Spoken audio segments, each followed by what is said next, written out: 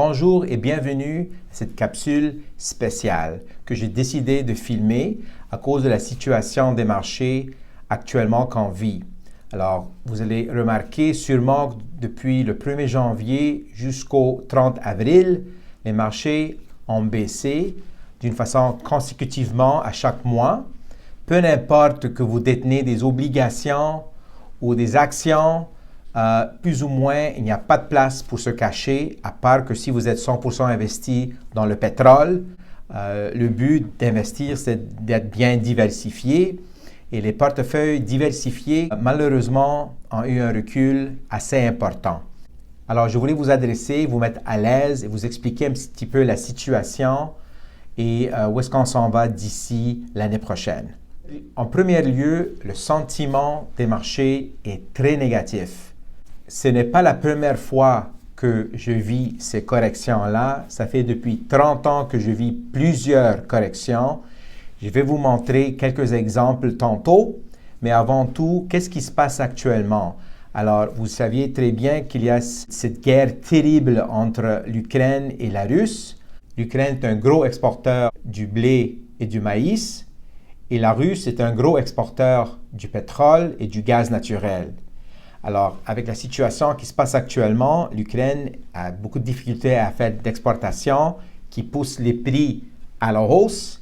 Et la Russie, avec toutes les sanctions qu'elle est en train de subir, le prix du pétrole et du gaz naturel est en train de monter. Le côté malheureux, c'est que la Russie est en train de gagner plus d'argent actuellement parce que le prix du pétrole et du gaz naturel a plus que doublé depuis un an, qui est en train de donner le pouvoir à la Russie indirectement de continuer la guerre avec l'Ukraine.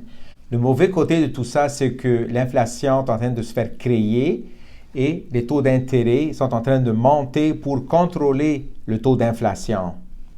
La réaction des marchés obligataires est négative parce que quand les taux montent, les obligations perdent de la valeur, même qu'ils sont garantis à l'échéance, et sachez que vous allez avoir tout votre capital et intérêt à l'échéance. Entre-temps, les obligations se tradent sur un marché secondaire. Vous voyez les valeurs des obligations reculer. Avec le côté émotionnel, les prix des actions mondialement sont en train de reculer, sauf des actions qui sont dans le pétrole et dans les commodités en général. L'année dernière, les investisseurs étaient dans un minding FOMO, ça veut dire Fear of Missing Out.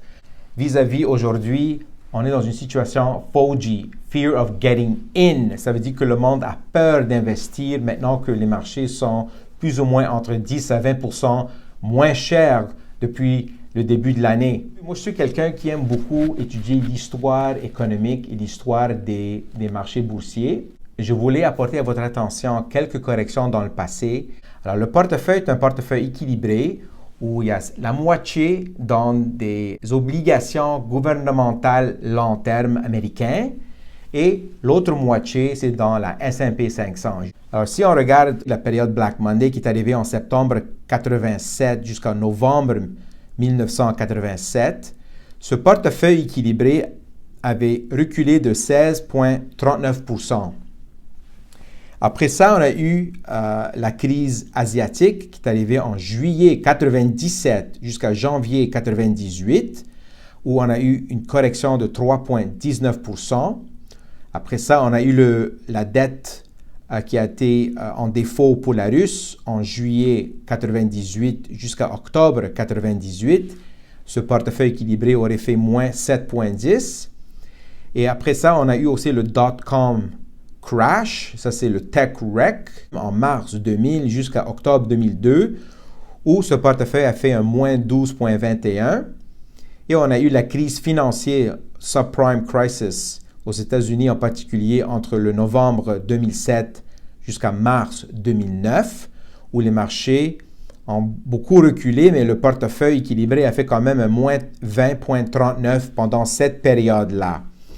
Et aussi, on a eu la pandémie, janvier 2020 jusqu'à mars 2020, où le portefeuille équilibré a reculé de moins 3,51. Je voulais apporter votre attention à ces corrections-là. C'est parce que si vous aurez investi durant la correction, ou même vous avez investi la journée avant ces corrections-là, vous aurez eu quand même un rendement très intéressant. Depuis janvier 1978 jusqu'à avril 2022, ce portefeuille équilibré aurait fait 10,25% composé annuellement avant frais. Et là, sûrement, vous allez dire, oui, mais personne n'est investi aussi lent que ça. OK, prenez juste les dernières 10 ans. Vous aurez eu quand même un rendement très, très intéressant quand même. Le but de cette discussion-là, c'est de vous montrer que pendant une crise, ça a l'air vraiment dangereux et on pense qu'on ne va pas s'en sortir. On a eu des crises plus fortes que ça dans le passé et on s'est toujours en sorti et on va toujours s'en sortir dans l'avenir. D'ici un an, le côté sentiment, le côté émotion va être peut-être complètement à l'inverse. Les marchés peut-être vont être beaucoup à la hausse. Alors, restez investis et si vous avez du capital à placer, c'est le moment de le faire. Et il y en a des aubaines à travers les marchés. La façon que je vous aviserai de le faire, c'est que si vous avez une grosse somme d'argent que vous voulez placer, je recommanderais de le faire en fréquence de 2 ou 3 mois. Alors, j'investirai un tiers aujourd'hui, un autre tiers dans 2 mois et la dernière tiers dans quelques mois après ça. Ça vous donne une opportunité de faire comme une moyenne d'achat. Si les marchés baissent, vous allez quand même être mieux investi. Si les marchés montent, au moins vous avez mis une portion déjà. Au minimum, restez tel quel. Patientez, la poussière va tomber, le soleil va briller à un moment donné. Je sais que ça fait mal, mais j'en ai vécu des corrections et je peux vous dire qu'une correction, c'est une opportunité. Avec ça, j'aimerais vous remercier de m'avoir écouté et je reviendrai bientôt avec une autre capsule. Merci.